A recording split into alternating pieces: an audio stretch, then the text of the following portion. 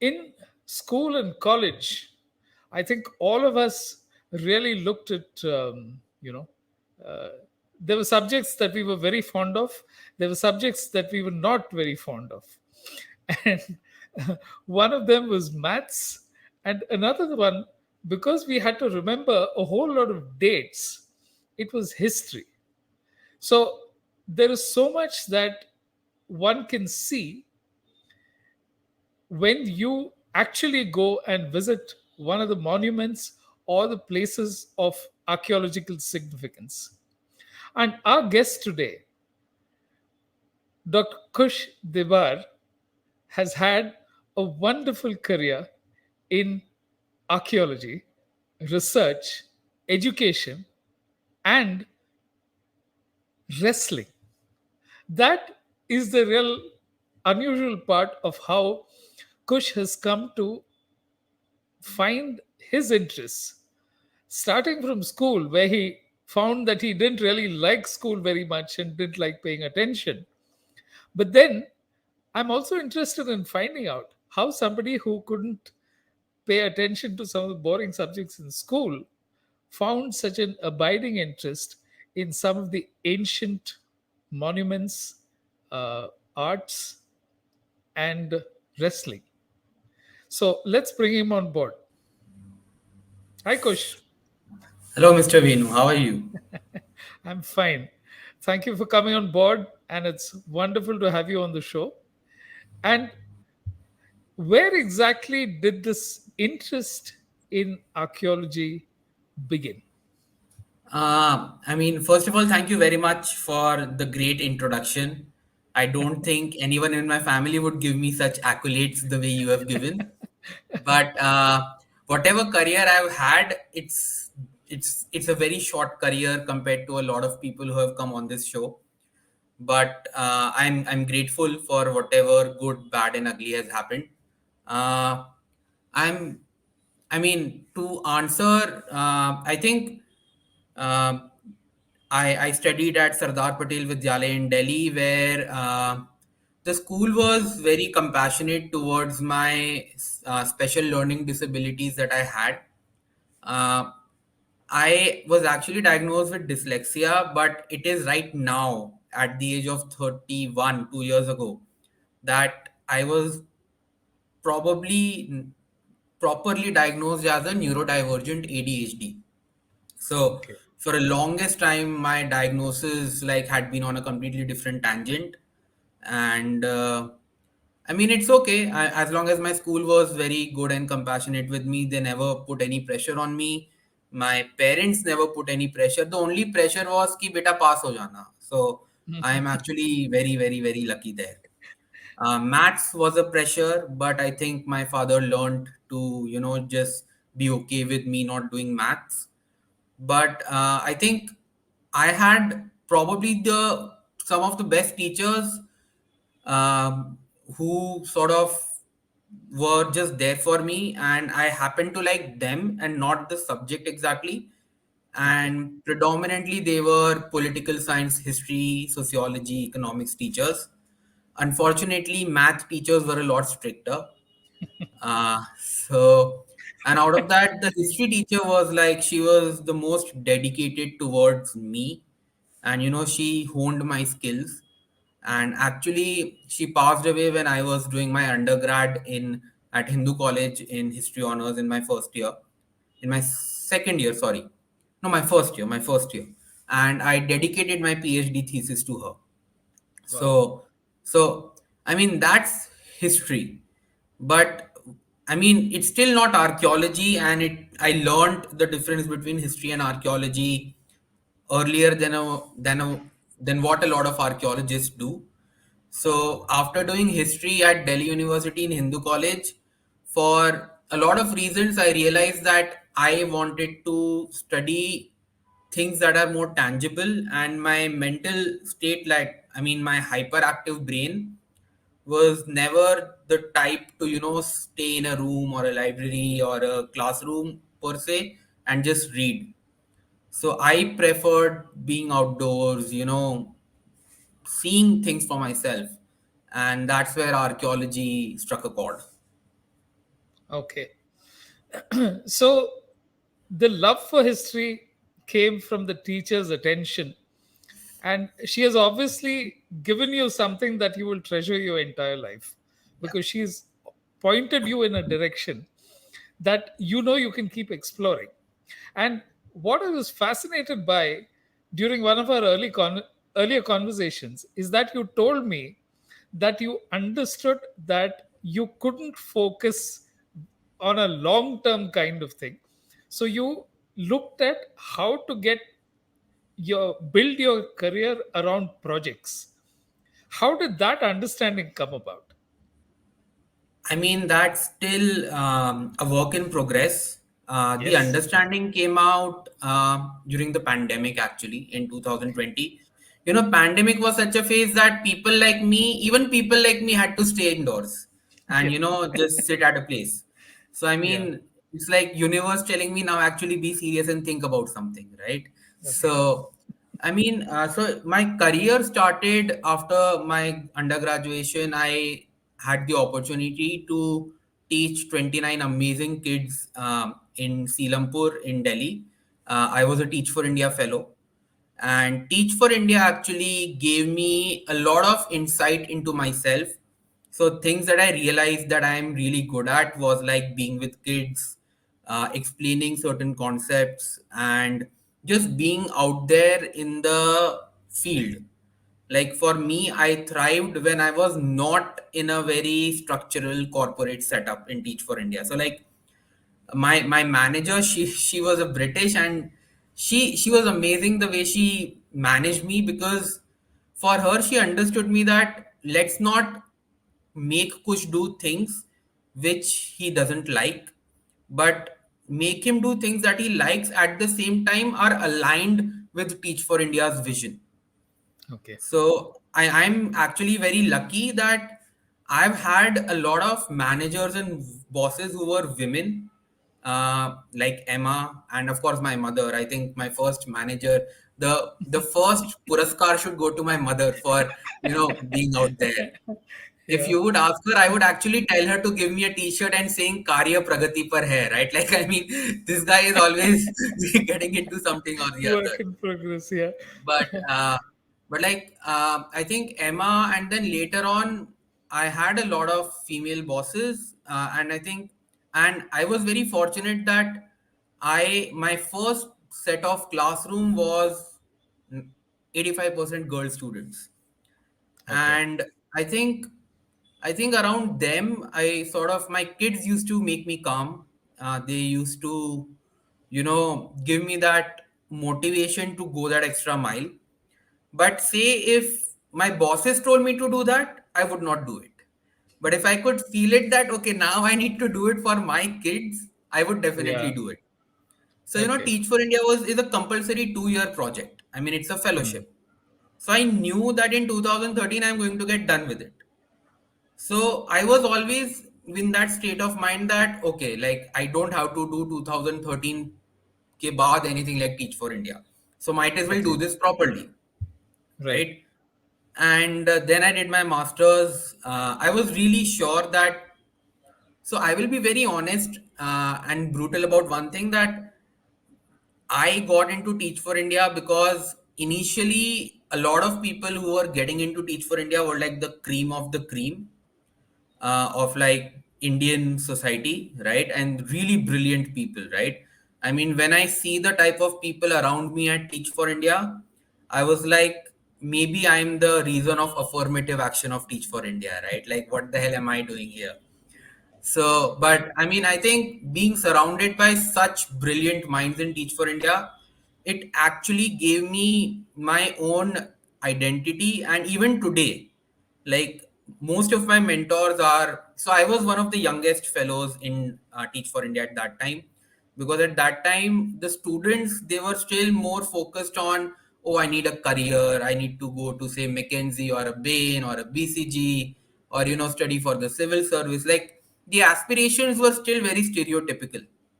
And to be honest, Teach for India had not learned marketing very well at that point of time. Hmm. So I think now they are excellent at it. Their outreach and everything is really good. But during that time, at least I could see that people who are coming, they did not have that ulterior motive of, getting into, say, any good college only after Teach for India. And even today, like a lot of Teach for India fellows, they give it their all in the 2 year of fellowship. But I think in the initial phases of Teach for India, since we were a very small group, we were all very close knit. So I think TFI actually gave me that push to, figure it out, be opinionated. Like I used to be very vocal with everyone in TFI, and I wasn't fired. So I was really surprised why I wasn't. But I think that was the first phase. However, the type of experiences I had with Teach for India, I sort of did not find a couple of my future organizations that I worked for later on to be as, I can say accommodating to me. Hmm. I mean, Hmm. I would say you can't clap with one hand. I was at mistake also. And I think, and I don't blame them to a certain extent, because at the end of the day, everyone has to get their work done. And Right. that's when I realized that, I should be I should be choosing the people I want to work with rather than the names of the organizations and, the setups I want to work with. So I think couple of bad experiences at workplaces actually taught me not to go after brands. So like Hmm. Teach for India also, I'll be honest that the initial reason was that everyone from Teach for India was getting placed in some fancy place Hmm. in the initial batches. So I was like, चलो मेरा Hmm. भी कुछ हो ही जाएगा. I mean, worst Right. case scenario, I will go somewhere. But I think that was not the case. I ended up doing masters in archaeology. So like everyone from who does Teach for India, they usually end up doing public policy. During my time, there were people doing MBA, and or people just starting their own not for profits or for profits. But I took a completely different tangent, and I was always different. So like it's Hmm. not that something that anyone was surprised about. Hmm. But after working in 2 3 organizations where I was just not a fit for them and they were not a fit for me, I started taking up a lot of conscious decisions on, say, calibrating my expectations for lifestyles, for example, right? Like, I mean, I was always surrounded by people who were earning big packages and I wasn't. But I took that route and tried to get into various setups where, I work 13, 14, 15, 18 hours a day. But I'm not, I realized very soon, like at the age of 27, 28. So I realized at the age of 26 that I'm not meant for this. My mother realized it when I was 28, and my brother realized it now. So, so like, I mean, it's like more like a strength and conditioning happening for the entire family. And now I'm at Right. a space where no one in my family questions me. Like they are like, as long as you're doing what you want and you are on your own, we are happy. Like, Yeah. like it's that kind of scenario. So Okay. So, how does archaeology tend to keep the interest alive? I experience of working with kids. Some things that you recall about what is it that the children were looking for? Because now you were going from being a student to becoming a teacher. So, what is the change in perspective? So I mean, like I said, that after my graduation, me doing a Teach for India was actually a decision I took out of, you can say, peer pressure, you can say out of not knowing myself very well, but I think it was a good decision. But if I had not done Teach for India, I would have definitely pursued my master's in archaeology. So archaeology was, I was very clear I wanted to do it, but I just thought let's do this 2 year fellowship and see how it goes. Hmm. But the fellowship like never gave me that mindset that I don't want to get into archaeology, that I want to keep on going into education, right? Okay.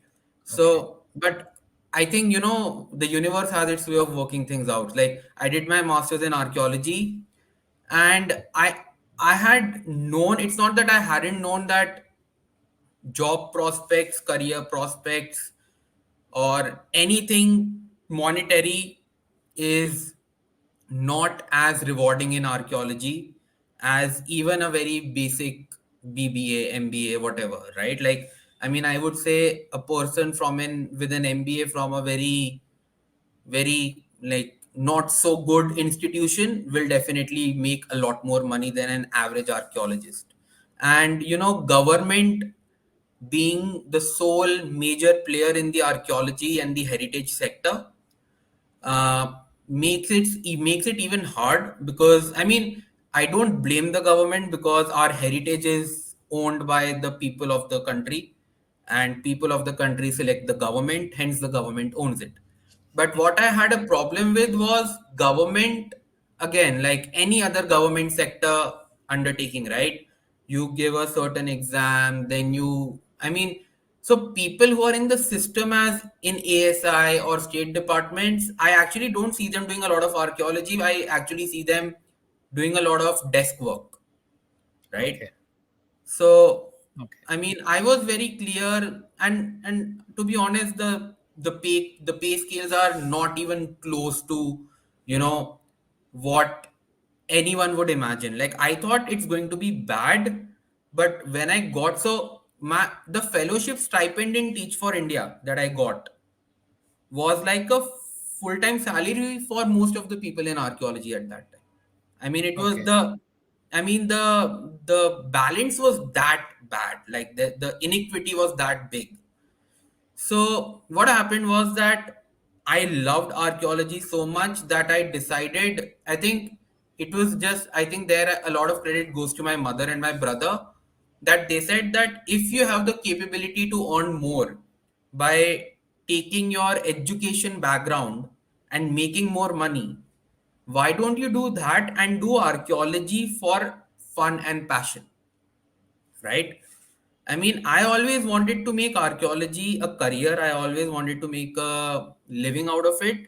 But to be honest, it was not until now, right? So the first time I was employed as an archaeologist properly was in 21 in the Department Okay. of Science and Technology project, on the DNA project of Rakhi Gadi at Deccan College. Okay. But before that, I'll be honest that I was so scared looking at my friends around, like, they are giving this government exam, they are giving that government exam, their frustrations. So I was like, I'm pretty clear. Like, I mean, I think the type of lifestyle that I have been provided with, at least I can continue that much if I work in the development sector, or if I say teach in an IB school or something. So I was just very practical. Although I was miserable, I every day I wanted to quit. But I Okay. think those 8 years after my masters, when I just like put a stone on my heart and just did what I did. I mean, Brought it it is on. because Yeah. of these reasons that you have approached me on LinkedIn. Like, if I did not have a curriculum vitae the way it is Yeah. now, I don't think you or anyone would approach me. That's the True. fact of the matter, right? And but those 8 years were miserable for me, to be honest. Yeah. But I think you've come to a fundamental aspect of a career, Kush. The initial years, when you put in the effort, when you're building your base, your foundations, nothing Hmm. is seen above. It's as if you don't exist. But the point is, you're learning the most, you're absorbing the most, and you're internalizing so much that once you start taking off, then it's as if people are saying, okay, where did this guy come from? And like you said, 8 years, they've not known what you went through. So I think that is one of the mistakes that I see about people who aspire to. I'm not saying it's a mistake. Probably it's because of conditioning that they look at saying, I need a very high salary. And after that, the lifestyle fits the salary. And then it becomes a kind of, you know, a wheel from which you can't break away. If you don't like it, You started by saying you love archaeology, so you were prepared to do whatever is required. It took you 7, 8 years to get to where you are today. But I think that this will really stand you in good stead. But tell me, what part of archaeology do you like the actual on site work? Is it the, uh, what is it that drives you? So I mean, there are a lot of learnings from archaeology which I learned, which I can't speak on screen. But I think Okay. so. Another thing is that I'm colorblind, right? Okay. And I knew that I'm colorblind, but I didn't know how much it will affect me in archaeology. So I mean, this is the first time that I am excavating in Rakhigadi. So I am going with my batch, my classmates from Bandra to Delhi, Dehradun Express. And my first experience is 2 o'clock at night, the train burns. Like we are stranded in Dhanu, people die, like two compartments completely burned. And like that's the Wow. first time I'm like, maybe should I do archaeology or not, right?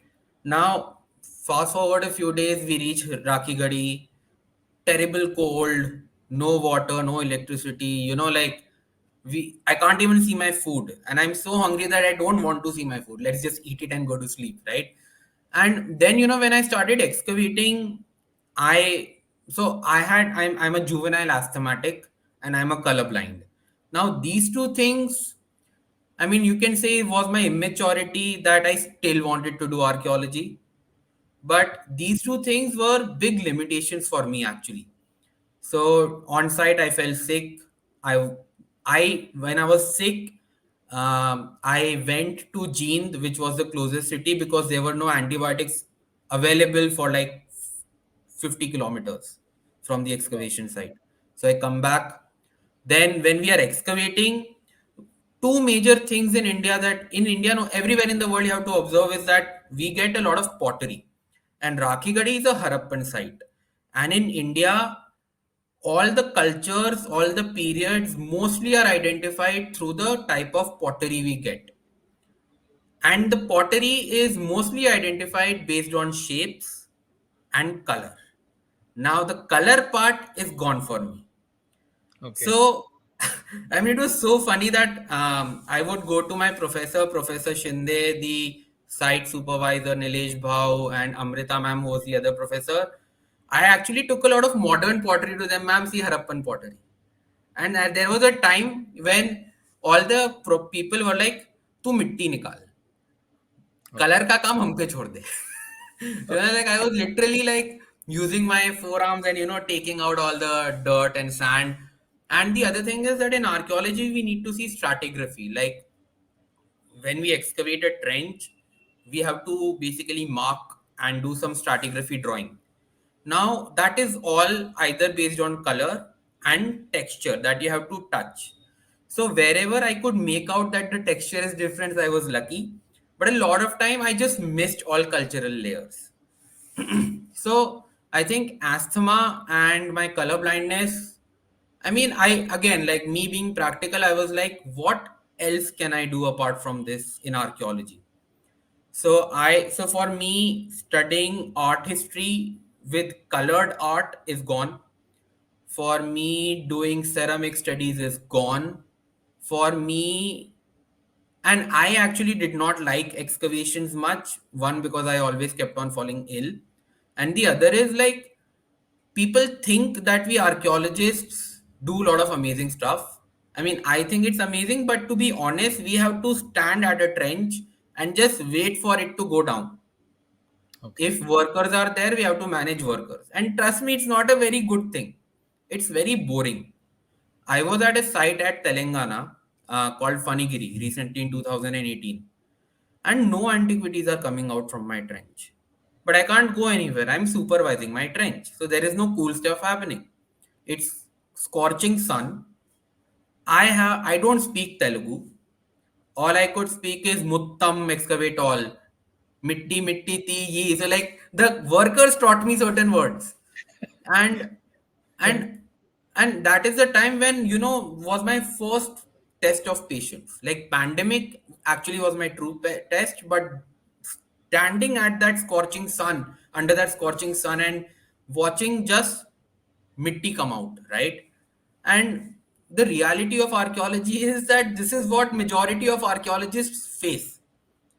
Like I mean, I get a lot of messages on LinkedIn, like everything that, oh, I want to find a civilization, I want to find this, that. So earlier I used to be very supportive to these youngsters, and now I'm like, I'm sorry to disappoint you, but that doesn't happen with everyone. Okay, they might hate me for the brutal honesty that I put in, but I think they will thank me for being honest to them, because when they actually Exactly. get in, they're not finding anything. So civilisation तो छोड़ो, एक antiquity नहीं निकलती है, मतलब क्या civilisation ढूंढने के लिए. And Yeah. So I think that's when you said grappling, right? So for me, because I was asthmatic, but I was a very active person, because I was hyper, I got into martial arts. So then I went to my professor, Dr. Shrikant Ganveer, and I asked him that, sir, आप temple टुम्पल में deal करते हो, आप बताओ कि मैं martial art से ऐसा कुछ कर सकता हूँ, can I do something? So initially even he thought, हाँ, वाली सुग्रीव वगैरह के स्कल्पचर होते हैं, उस पे कुछ मास्टर्स डेसर्टेशन कर लो. But me being me, if I'm interested in something, I like to go deep down and I don't leave it. So I actually figured out, like, through these sculptures of grappling, I can technically not just, be very simplistic that, oh, temple had these sculptures, to actually start understanding India as a whole.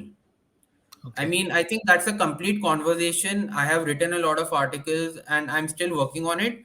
But I think two best things have happened to me in my life. One is getting acquainted with children, right? I mean, that's probably the best thing, first best thing. Second was just doing my PhD research. I think Okay. because of my PhD research, I started going to an MMA gym. And at that time, I was young. I was 25 odd years for my master's dissertation. So I thought, अब पहलवानी पे कर रहे हो तो थोड़ा सा करके भी देख लो. And trust me, it's not that good when you're, actually fighting with professional fighters. I mean, Delhi being the place it is, as it is, known for its roadside brawls. I mean, these people come to these gyms to make sure they don't brawl outside. So, Right. inside the gym, they will go all out. So, I mean, but I think my fight club, where I learned whatever little bit of jujitsu, boxing, Muay Thai, is like my family now. So they also learned to accept me. Like, they knew that I will not come every day. They knew that I will not do everything that my coach tells me. So my coach, Siddharth Singh, he knows me so well now that, I mean, he doesn't judge me anymore, Okay. and my entire fight team doesn't judge me. So initially, when I started training, it's like the guys that I was training with, all of them are professional fighters now. In fact, our gym has just signed a fighter with the UFC, which is like the Okay. motherlode of mixed martial arts. I mean, Right. that's how successful my gym is. And all of these youngsters, I have seen them, I have trained with them when they were teenagers. And they are more mature than me to realize that, Kush, why don't you come and sit and watch us fight? Like, I was always injured.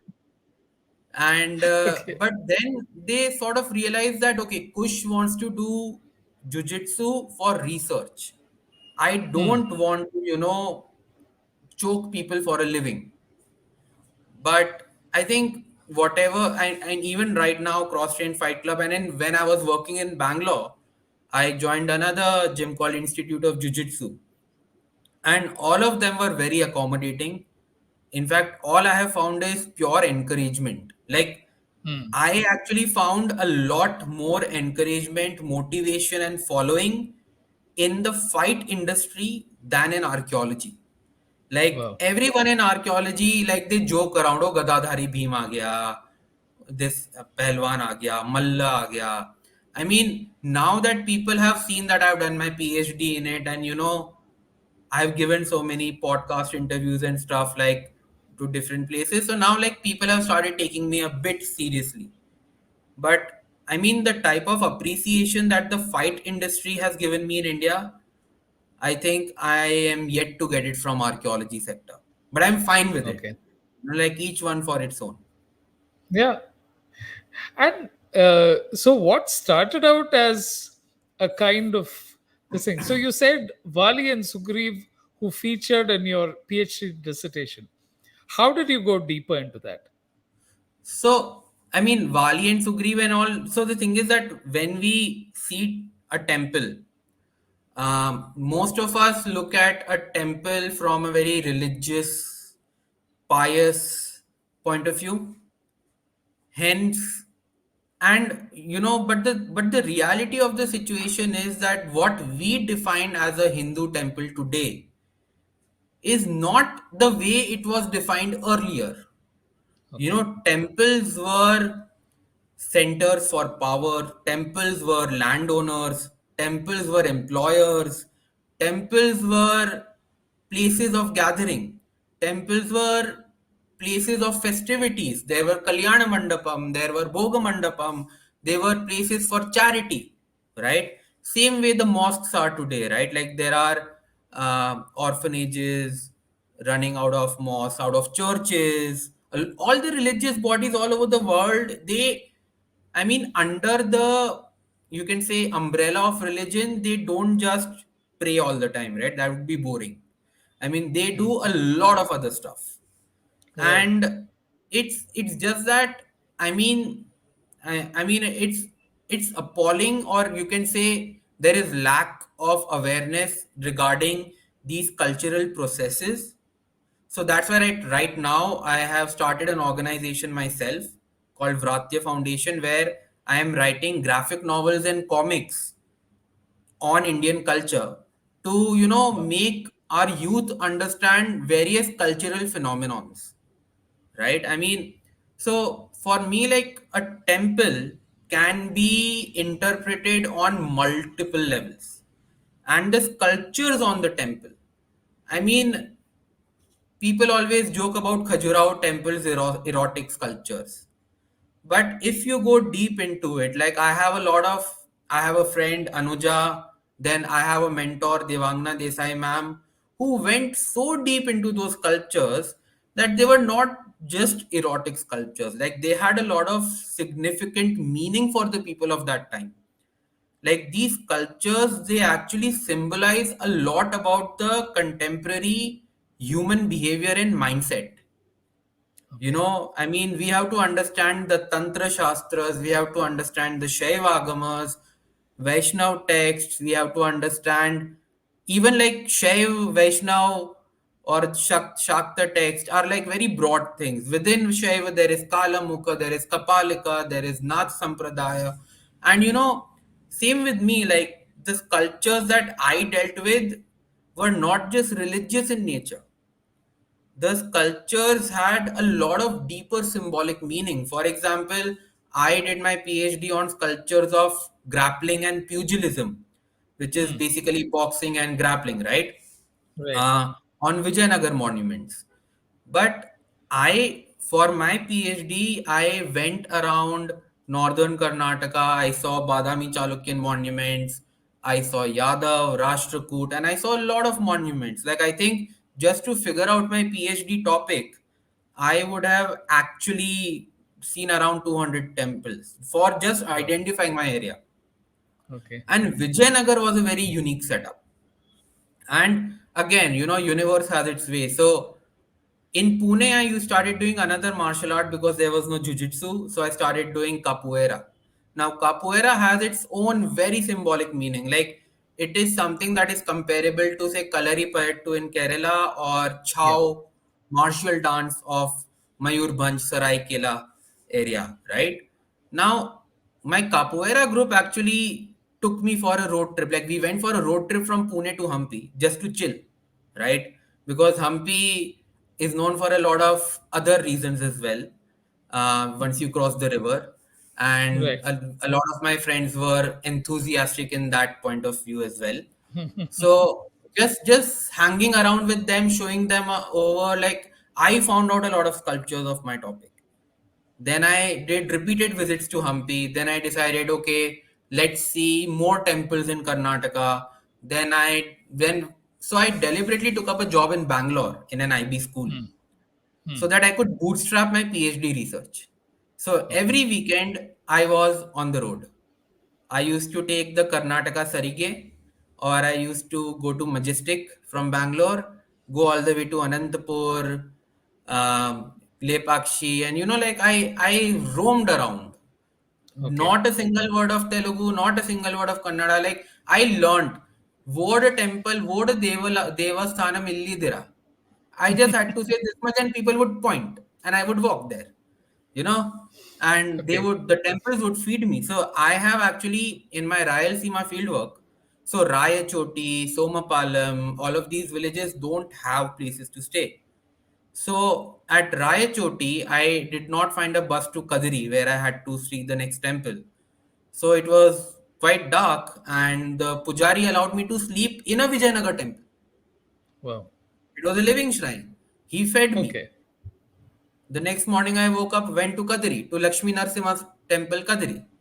So, like archaeology taught me a lot of such things, that a lot of life skills, to be honest. And I think I'm not an excavator, and I have no. So when people think archaeology, the first thing they are like, एक तो hat होगी और एक हाथ में hunter, and next hand they will either have a pitchfork or a shovel or something. I am not that kind of an archaeologist. I have accepted. So martial arts made me learn a lot of things. Like I would actually see that there are certain moves that I'm really good at, and when I'm actually sparring with my coach or someone, I would actually stick to them. So, like, I mean, here's when I think a lot of transference and liquid or fluid intelligence helped me. Applying my learnings from various other parallel experiences I've had to my other parts of life, which is sort of made me a lot more wiser and mature. I would still say a lot of my friends would say I have a long way to go in these departments, but I think uh, like my skills from jujitsu, I actually am not able to apply them in jujitsu because all of my opponents are stronger than me in the gym and better than me. But I actually apply them in my career. So Okay. my learnings from my fight gym are actually useless to me in a fight, but they are Okay. way more valuable and precious to me in my other walks of life. Similarly, my anthropological and archaeological fieldwork and experience knowledge helps me to connect with the fighters. So, like if someone is from Haryana, I can speak a little bit of Bangru. Then, when I was doing my PhD fieldwork, I went to Kolhapur, I went to Mysuru. So, these two places are like hubs of Malla Yuddha, right? Okay. And I learned Marathi by just going around villages with my professors. And Okay. I could not learn Kannada because I think Kannada was a lot tougher for a North Indian like me to adapt to. But I could understand very uh, basic stuff, and I could communicate. And the best part about wrestling was that in Mysuru, actually, I met with a lot of jetties, and a lot of jetties. They were like, if I was not able to understand, they did the moves on me. So Okay. like and it was really fun. Like it was not like we were fighting, but I would just talk. Like for example, we like what we see in jujitsu today is very similar to medieval periods, Jambuvanti Mallavidya, Hanumanti Mallavidya, and again, like why people call it Hanumanti, why people call it Jambuvanti. It's not just because these people were strong, but there are certain moves which required the intellect of these mythical characters. So it is very Okay. interesting how grappling helped me understand mythology. It helped me understand folk culture, right? Like, I mean, Maharashtra and Karnataka were like the hubs. Then I got deeper into local religious deities, like right in Andhra. Tamil Nadu, like you have Mailar, right? Hmm. Mallari in Maharashtra, it's the same. Okay. And then there is Mallanna, then there are these Khandoba, and like just connecting with the local people helped me get better at a lot of things in my fight world, because all the fighters, they mostly don't come from very affluent backgrounds. I mean, to Yeah. be a fighter, you need to be a killer. There needs to be a switch in you, which when you turn on, you you don't think about anything else. Okay. And my coach Siddharth saying, like, with him, I have just seen so many fighters. Like, I have seen Afghans, I have seen Iranian fighters, I have seen Northeasterns. Like, Northeastern people are like, I think they're born with a six pack, right? For the way I see, like, every Northeastern fighter around me was so strong and agile. I was like, are they born like that? But the thing is that, these Afghans, these Northeastern fighters, and a lot of, say, from Maharashtra, from Kolhapur and Marathwada area, their whole background is into farming. Their background is into hardcore physical work. And you don't become a fighter by just watching videos, or or by wearing expensive rash guards and stuff like that, or like speaking the dope language, right? I mean, once the cage shuts, everyone will know who is a fighter, right? It's good that I realized that before the cage shut, so I was safe. Yeah. But Okay. I mean, the type of people I connected with, I think I was so humbled. Like, my PhD led me so deep into knowing so many good people who don't even get the type of attention that I am getting right now. I mean, you are Yeah. saying, say, 8 years I was nobody, now people are approaching. But I know people who have done so much good work, who have fought for the country in the boxing ring, or who have represented the country in Thailand in Muay Thai bouts, but no one knows about them because they don't play cricket. So I think a lot of humbling experiences through my PhD research. Like, I think I lived my PhD research, unlike what a lot of archaeologists do, or a lot of PhD scholars in general do. So I've just been very lucky. I've been very lucky that I have a very practical mindset in things. So I'm not very, you can say, connected or invested emotionally into a lot of things. That can be Okay. bad also, that can be good also. Good also. But, Yeah, that's you true. know, So tell me, I just want to go one step into, let's say you look at a sculpture, which is to hmm, do with wrestling. How do you draw interpretations? Because you might have texts which describe some of the, sculptures which are there, but the cultural aspects of these um, images, how do you begin to go deeper into that? uh, so what majorly archaeology deals with is iconography. That is, so just to give a basic information, a sculpture is studied by an archaeologist as an archaeological source material. Okay. Anything more than 100 years old comes under the purview of archaeology, Okay. right? So an archaeologist will look at the sculpture as an artifact, Hmm. while at the same time someone from a fine arts background, arts and aesthetics background, will look at a sculpture from a more holistic visual culture or Hmm. a popular culture point of view. So they will look at, like iconometry, like they will look at composition of the sculpture, the stone used, the type of chiseling marks done, the type of artwork. They will try to interpret which school of art it comes from. I mean, for them, it's a very aesthetic sense. For Right. an archaeologist, it's not more of an aesthetic uh, object of appreciation. It's more of a heritage or an artifactual object of human behavior. right? So, and at the same time, a grappler will see, oh, see, he's holding a necktie or he's holding a single leg.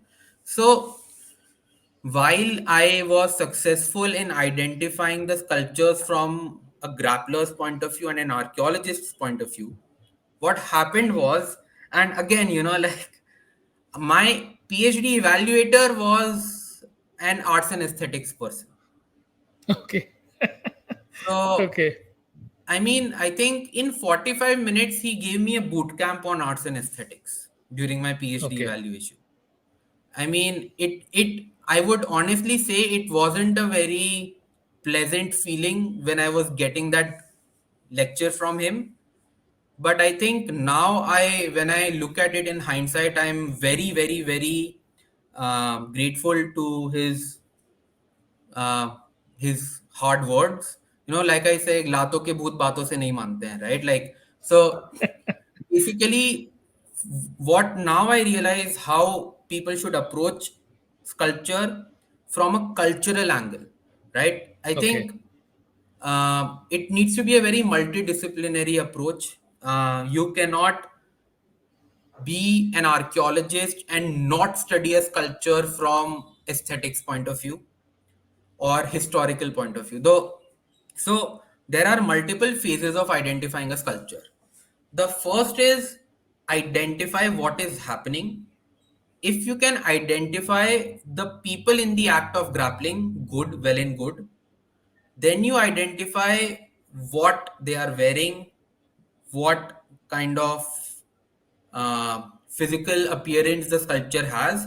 So basically, you are describing the sculpture, right? Okay. The second phase comes if you can identify or place that sculpture in a context. For Hmm. example, if it is Vali Sugriv, you know it is uh, Kishkinda Kand of Ramayana. That's your Okay. greater picture. But if you don't know, that's when the game gets tricky. So, in my case, the sculptures on temples which deal with grappling don't find much mention in the Shilpa Shastra. Like, Okay. for example, when we look at the Shilpa Shastra or Vastu Shastra texts, for each period, right from Vishnu Dharmottar Puran, Matsya Puran, then we go to Mayamatam, Manasara, which are even late, and the latest being Sri Tattvanidhi of Krishna Raja Vodayar III. They are more dealing with sculptures which are religious in nature. So, like they compartmentalize them as Shaiva, Vaishnava, Shakta, minor gods and divinities, Surasundaris, floral motifs. So, again, like then you have to figure out why are my sculptures not mentioned in the Shastras. If they are not mentioned, then it gets tougher because then you need to understand that okay, now I have to, then comes the third phase. That is when you don't take that sculpture in isolation, but you take that sculpture as a part of a whole body, that is the temple. And that temple is more like an epicenter of the area. Okay. So first I will look at, then I will not look at one particular sculpture, but then I will have to study the sculptural scheme of the temple. Then based on the sculptural scheme, based on the period of the temple, you will actually have to study local history of the area. You will have to study, then slowly you have to expand. Now, I think it depends on your research methodology and your skill set on how broad you want to be versus how niche you want to be. Okay. But the thing is, in a PhD, you have to state what exactly you intend to do. So, for me, what began as a phase one PhD thesis, so when the evaluator evaluated my thesis, I thought that I had covered all the three phases. But he very nicely said, "Beta, तुमने पहला phase ही किया है." Okay. And he still awarded me the PhD because this kind of work was never done before. So I think I was lucky that I was the first one to do it. Otherwise, God knows I would have still rewrite. I would have been rewriting my PhD thesis today. Okay. But what he actually, pushed me to do, so I am right now converting my PhD thesis into a monograph, because apparently every PhD scholar should do that if they, in a rainy day, want a job in a university. I mean, I pray to God that I don't have to apply for a job again. But again, me being practical, you should always have contingencies. Right. So I mean, I think I'm more conditioned to accept that, okay, let's take up a job now and live to fight another day, right? So I mean, when I'm converting my PhD thesis into a monograph, I am actually uh, taking each and every pointer that the evaluator told me into consideration. And I have just, I mean, it's mind blowing. Like, I think What are the just possibilities? doing Yeah. grappling. Yeah. Yeah.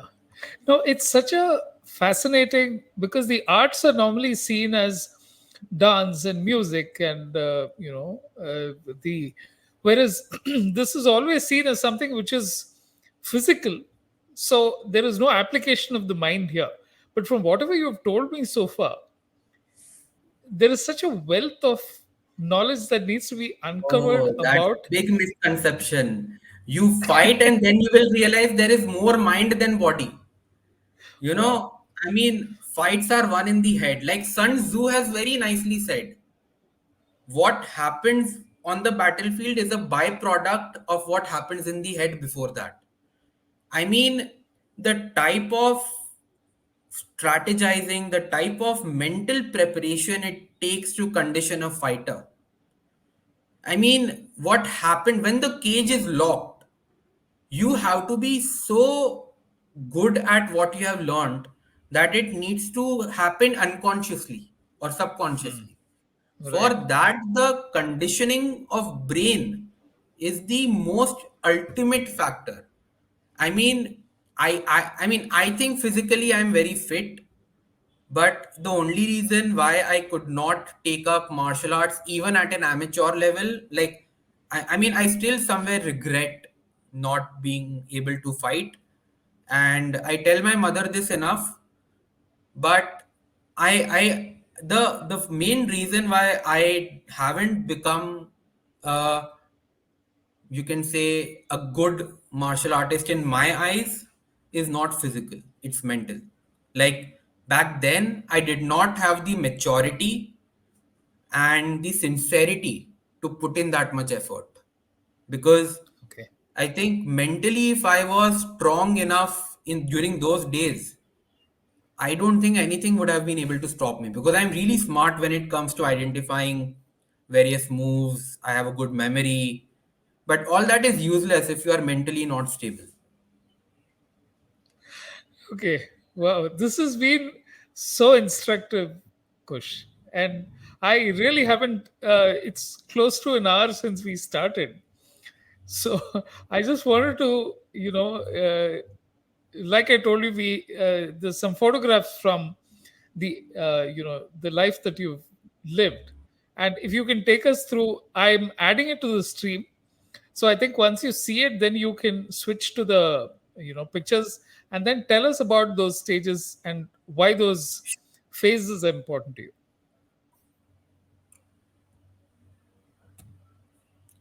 Is my screen visible? Yes, yes.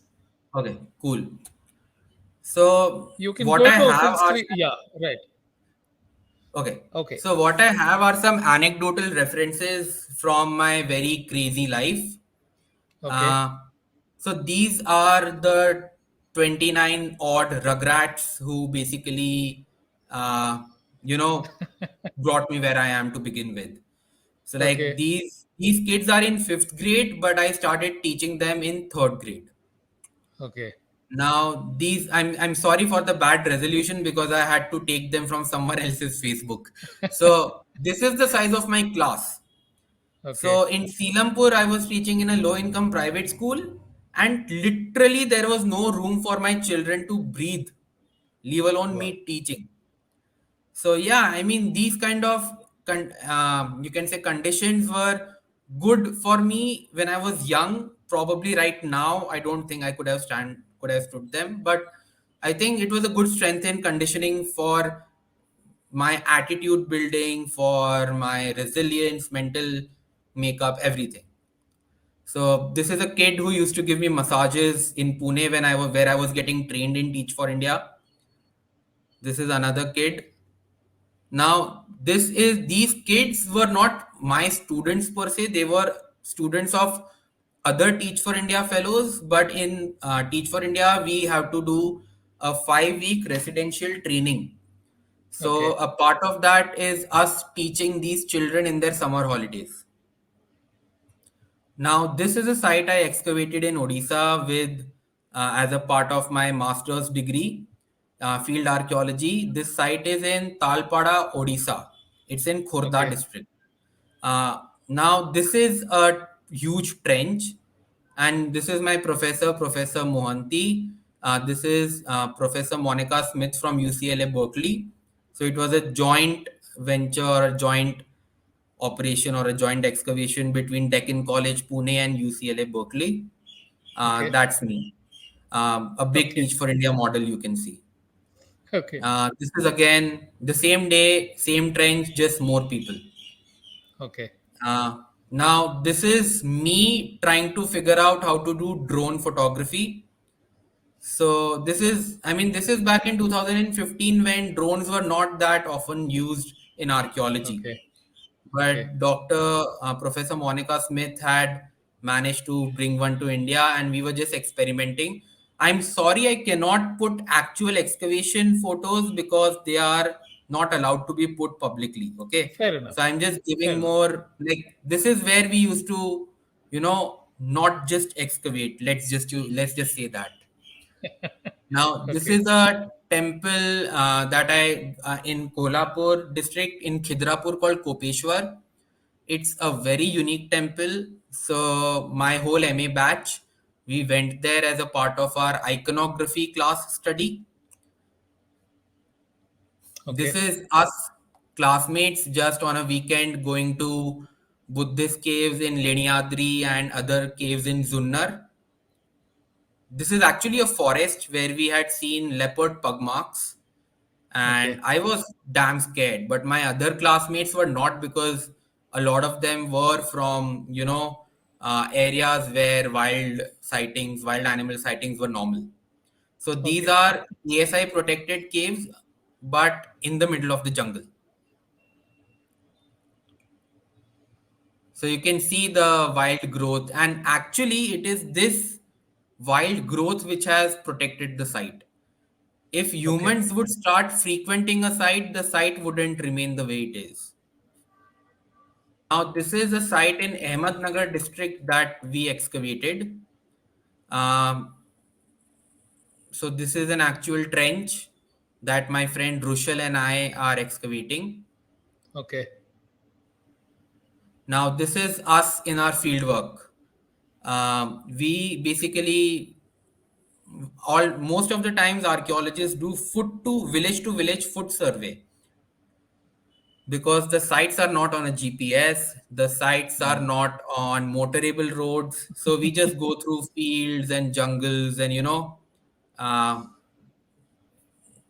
uh, now Okay. this at the back is a temple of a Mahanubhav Pant, Chakradhar Swami.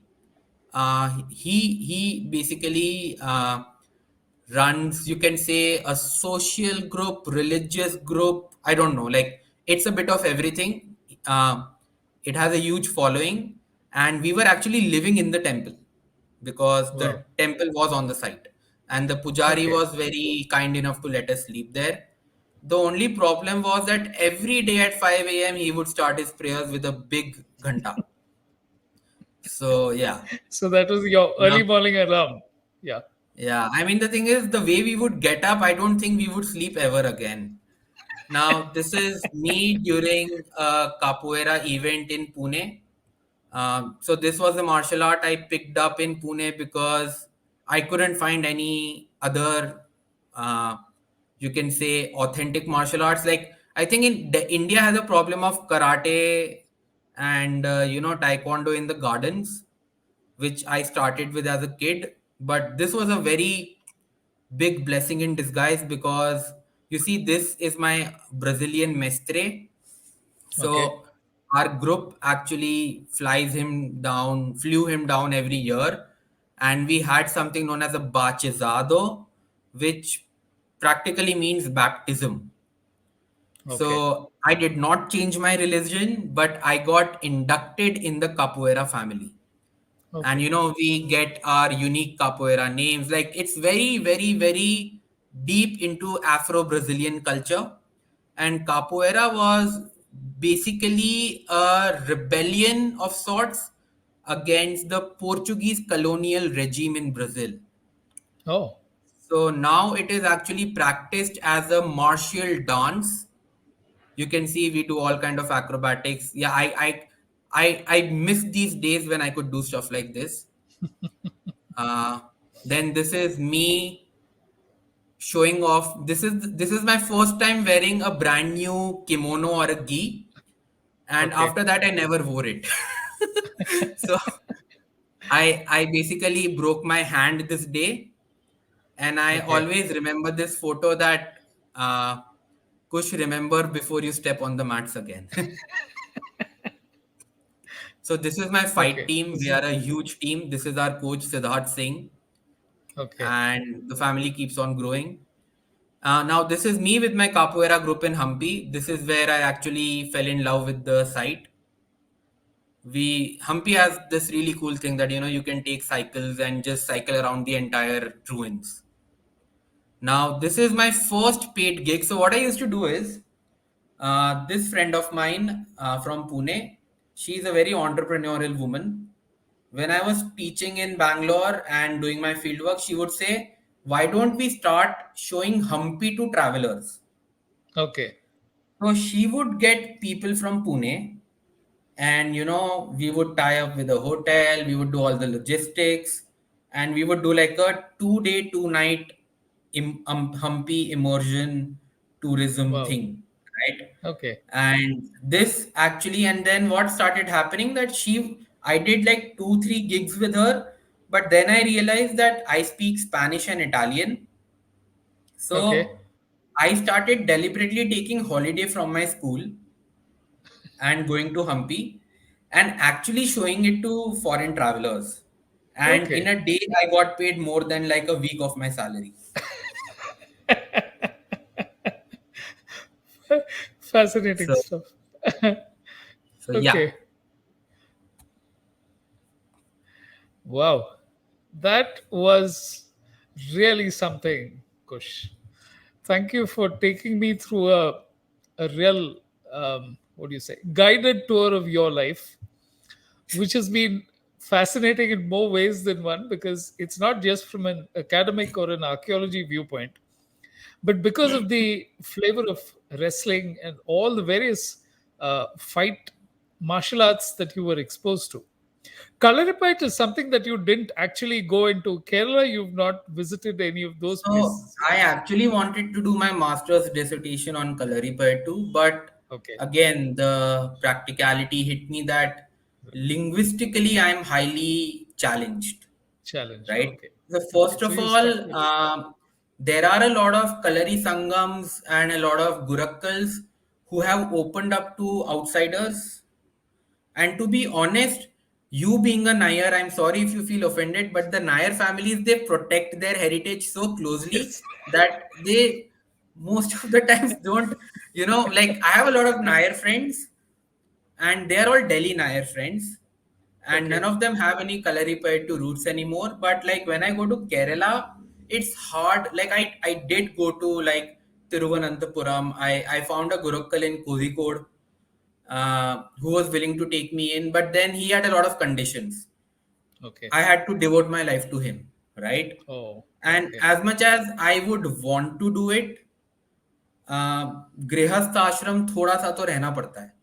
I mean, I can't Right. live a brahmacharya and then straight away jump to a sannyas ashram. Right. The life has to go on. Right. And my Absolutely.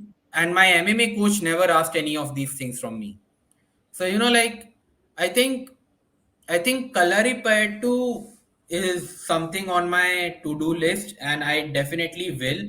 I have found a lot of Gurakkals who are not as conventional now. It's just like the more time you spend in the field, you find more type of people. Like, it will be very generalized to say that all Nayars, all Panikkars, all Menons are the same, right? I mean, Yeah, that would yeah, be that would do an injustice to anything, right? Good, bad, ugly, whatever. But I think now I am at a place where I can actually go to a Kalari Sangam and just practice it in the I don't want to fight a war or something with for the Zamorin or anything anymore. yeah. But yeah, but and I think Kalaripayattu, so the Chera chiefs actually documented a lot of things. Now again, there are myths that Kalaripayattu is the oldest in the world. Parshuram, Sage Agastya. I will not say more. Let people interpret whatever they want to interpret. Yes, But whatever they want. Exactly. all I'm going to say is that when I studied from a scholarly pursuit, except from a practitioner, I have to look into textual references or fine arts references. And I think the society that practices Kalaripayattu is a little, you can say, apprehensive about an outsider doing it, and I don't blame them, right? Because Okay. I believe that all of this knowledge, for example, there is Varma Kalai, Marma Ati, Varma Ati, like there is a lot involved in Right. Kaleri poetry culture. So, Okay. I mean, let's see what happens in the future. Yeah. But it's been a wonderful one, Kush, because I think what you've taken me through is fascinating at so many levels. It's like an excavation where you go below the surface and Yeah, not without getting what an is asthma visible. attack. I didn't have to go through any of the difficulties that you had to, and you were literally my guide on the entire tour.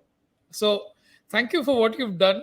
Thank you for a fascinating career perspective, which people watching this can understand that it is not just about the facts, but the experiences of every one of those places. Catching the bus from Majestic and going down to those areas and then figuring it all out and living in temples and understanding for yourself what of the culture of the time. It's a fascinating journey. So thank you for coming on the show, and I look forward to the responses from people when they actually get to watch something like this. Yeah, Thank you, I mean, I Kush. just want to say, please don't feel offended if I offended anyone. I did not intend to offend any group or I any. don't think you've been extremely diplomatic about saying whatever you did, but I think the fact that you go deep into something and you have a point of view is something that people may not agree with, but that doesn't in any way take Yeah, away from what you're that is doing. completely fine. Yeah. Yeah. Okay.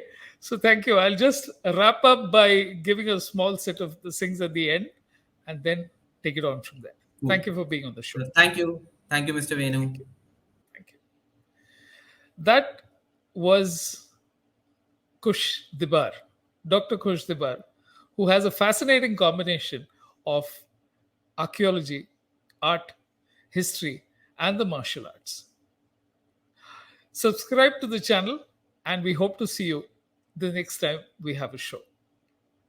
Thank you very much for watching.